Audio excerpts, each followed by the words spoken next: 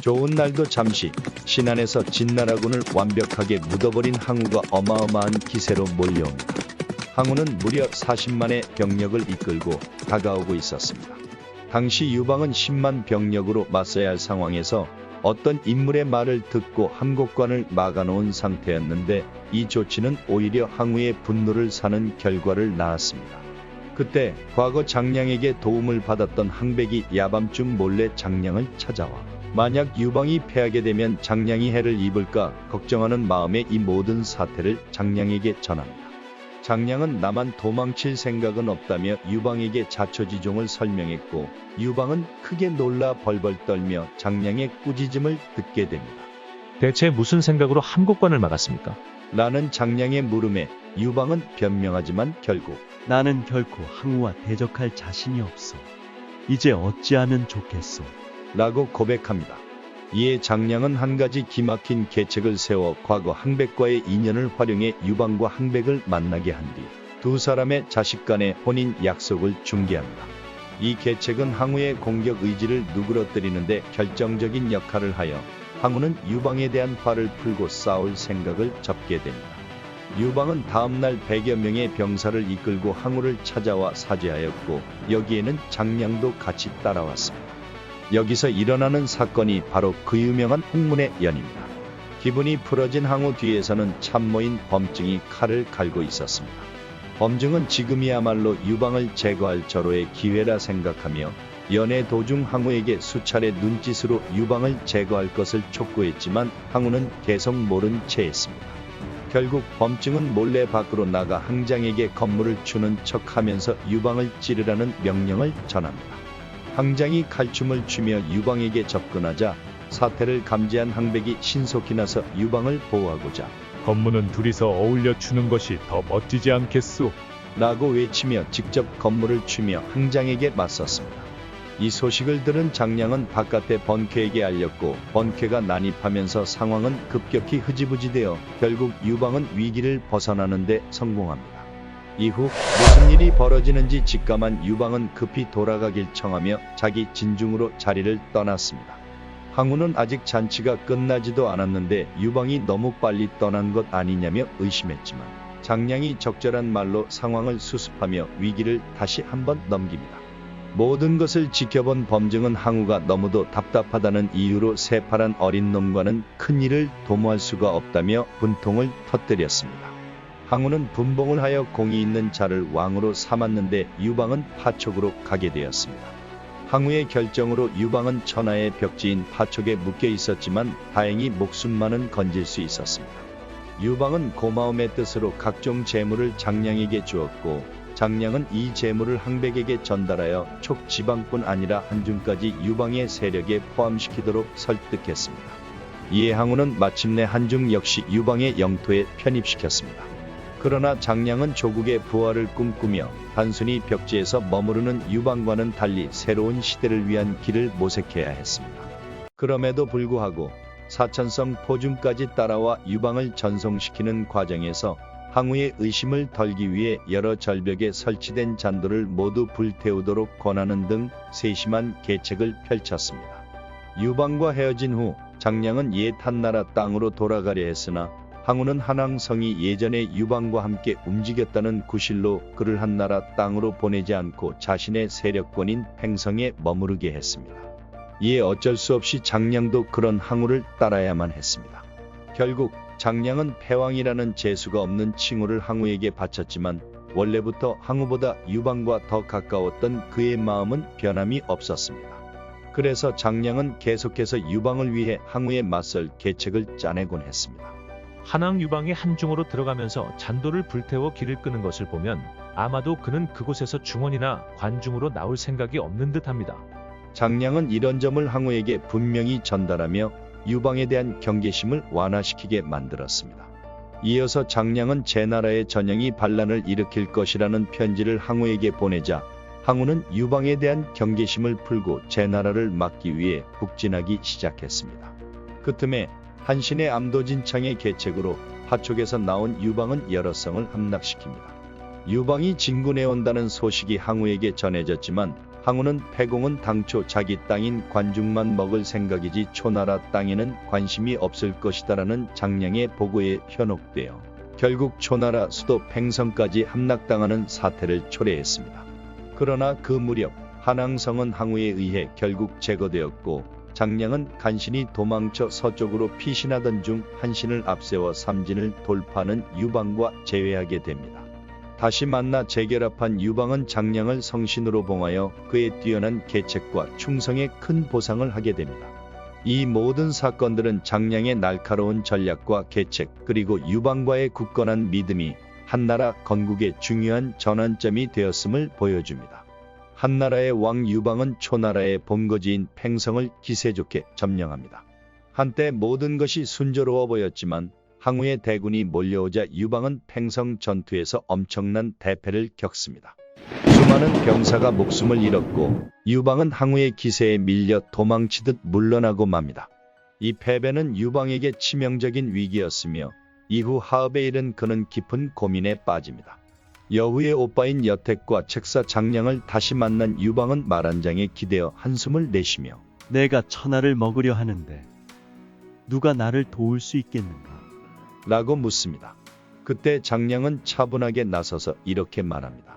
국왕왕 경포는 초나라의 맹장이었으나 지금 항우와 사이가 벌어져 소원해진 상태입니다. 또한 팽월은 제왕 전영과 함께 양나라에서 항우에게 반기를 들고 있습니다. 대왕께서 이 두 사람을 급히 불러 쓰신다면 큰 힘이 될 것입니다. 그리고 대왕의 장수 중 한신은 큰 일을 맡길 수 있는 인물입니다. 이 세 사람에게 땅을 나누어 주어야만 초나라를 무찌를 수 있을 것입니다. 장량의 조언은 마치 예언과도 같았습니다. 유방은 장량의 말을 듣고 즉시 행동에 나섭니다. 그는 수하를 보내 경포를 자신의 편으로 끌어들이고 팽월과도 지속적으로 연락을 취해 지원을 약속받습니다. 이 틈을 타 항우는 경포의 반란 소식을 듣고 초나라로 돌아가게 됩니다. 유방은 그 사이 관영과 한신을 앞세워 초나라의 추격군을 격퇴합니다. 한편 배신한 위표를 상대하기 위해 유방은 한신을 보내 안읍전투에서 승리를 거두게 하고 곧이어 북벌에 나설 수 있는 발판을 마련합니다. 훗날 사마천은 이 일을 두고 한왕이 초나라를 물리칠 수 있었던 것은 바로 경포, 팽월, 한신 이 세 사람의 힘 때문이었다 라고 평론합니다. 이 모든 계획은 장량의 뛰어난 전략에서 비롯된 것이었습니다. BC 204년 항우가 강력한 본대를 이끌며 유방에게 압박을 가하는 와중 유방은 항우의 힘을 조금이라도 약화시킬 방도를 찾기 위해 여기기와 진지하게 논의하였습니다. 여기기는 옛 항왕과 주무왕의 사례를 들어 육국의 후예들을 제후로 세워 봉건제를 부활시키자는 계책을 제안합니다. 그런데 이 계획은 단순한 계책 이상의 것이었습니다. 유방은 제후들에게 나눠줄 인장을 준비하려던 찰나 장량이 도착하여 그의 말을 듣게 됩니다. 뜻밖에도 장량은 평소의 차분한 태도와는 달리 격렬하게 반발합니다. 아니, 어떤 놈이 그딴 계책을 올린 것입니까? 그 말대로 했다간 끝장입니다. 유방은 당황하며 묻자 장량은 유방의 앞에 있던 젓가락을 들어 하나씩 꺾으며 설명하기 시작했습니다. 옛날 탕왕이 거랑을 토벌하고 후손들을 기에 봉한 것은 거랑을 사지에 몰아넣어 완전히 제압할 수 있었기 때문입니다. 그런데 지금 대왕께서는 항우를 사지에 몰아넣어 그를 제압할 수 있습니까? 또 주무왕이 상나라의 주왕을 정벌하고 후예들을 송에 봉한 것은 이미 주왕의 머리를 얻었다고 여겼기 때문입니다. 그런데 지금 대왕께서는 항우의 머리를 얻을 수 있습니까? 장량은 젓가락 하나하나를 부러뜨리며 제후들을 새로 세우는 분봉 정책이 결국은 옛 왕족들에게만 혜택을 주어 유방의 중앙 집권을 약화시킬 뿐임을 역설했습니다. 지금 땅을 왕족들에게 주면 그들은 우리와 항우 사이에서 각을 재기 시작할 것입니다. 반면 신하들에게만 땅을 주어야 대왕의 은덕과 충성을 온전히 보상할 수 있습니다. 그렇게 장량의 날카로운 지적에 유방은 경노하며 먹던 음식을 뱉어버리고 준비 중이던 인장을 녹여 없애버렸습니다. 이 일화는 장량이 단순한 군사 전략을 넘어서 중앙집권 체제 구축에 필요한 명분과 신하에 대한 분봉 정책의 중요성을 단호히 주장한 결정적 순간으로 기록됩니다. 사실 장량의 젓가락 부러뜨리기 계책은 단순히 과거의 봉건제에 대한 반대를 넘어 한나라가 미래에 나아가야 할 중앙집권적 국가 체제의 방향성을 제시하는 중요한 전환점이 되었습니다.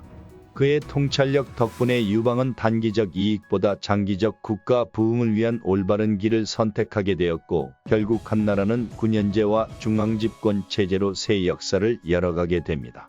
한편 이 시기에 한신은 위, 대, 조, 연나라를 멸망시키고 동쪽 끝에 제나라까지 공격하며 그 기세를 높였습니다. 제나라가 멸국의 위기에 직면하자 원수였던 항우에게 도움을 청하게 되었고 항우는 용저와 함께 대군을 보내 한신의 정복 행위를 막으려 했습니다.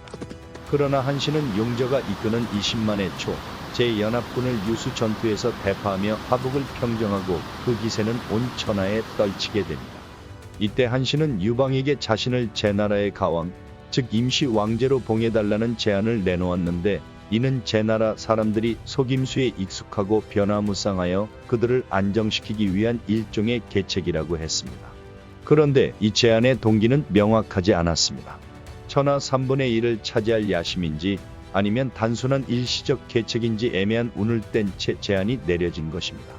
당시 유방은 이미 사수에서 초나라 대사마 조구와 장사 사마은을 격파한 상황이었으나 항우가 팽호를 공격하다 돌아와 안심할 수 없는 위기 속에 있었습니다. 더구나 한신은 여기기 사건으로 유방의 의중을 거스른 전례가 있어 유방은 몹시 분개한 상태였습니다. 한신의 서신을 전달한 사자가 도착하자 유방은 이놈이 지금 가왕시켜달라는 거냐? 며 화를 터뜨릴 뻔했습니다. 그때 곁에 있던 장량이 유방의 발을 살짝 밟으며 지금 한신을 건드려서 좋을 게 없습니다. 라고 귀띔하자 유방은 화를 참고 결국 크게 소리쳤습니다. 사내 대장부가 왕 노릇을 하려면 그냥 진왕이 될 것이지 무슨 가왕이라는 거야. 이에 유방은 장량을 한신에게 보내 한신을 제나라의 왕제로 임명하고 곧바로 초나라를 공격하라는 명령을 내렸습니다. 전쟁은 본격적으로 접어들었고 항우는 팽월과 유방의 협공에 당황해 군량도 부족해지자 결국 먼저 유방에게 홍구 이서의 땅은 한나라에 그 이동의 땅은 초나라 땅으로 하여 천하를 양분하자는 제안을 내놓았습니다. 유방은 이에 승낙하여 동쪽과 서쪽으로 각자 진군하기 시작했습니다. 그러나 서쪽으로 떠나던 유방은 장량과 진평의 제안으로 항우의 뒤를 치기 시작했고 동시에 팽월과 한신에게도 연락하여 움직이도록 권했습니다. 한군이 고릉에 도달했음에도 불구하고 팽월과 한신은 꼼짝도 하지 않고 버티기만 하자 후방으로 돌아간 관영이 팽성을 함락시키며 항우의 퇴로를 끊어주었습니다. 유방은 장량의 제안에 따라 팽월과 한신의 봉지를 확대해주기로 약속하고 경포를 통해 항우의 대사마 주운을 회유했습니다. 이어 수춘을 공격하던 경포와 유가까지 합류시켜 결국 한신과 팽월은 유방의 계책에 굴복하며 군대를 이끌고 참여하게 되었습니다.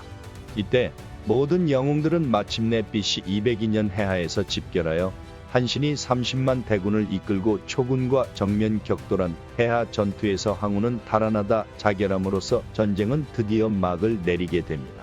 이 모든 과정 속에서 장량의 기지와 신속한 계책은 유방이 최후의 승리를 거둘 수 있는 밑거름이 되었으며 그가 유방과 함께 한나라 건국의 중요한 기둥으로 남게 된 이유를 분명히 보여줍니다.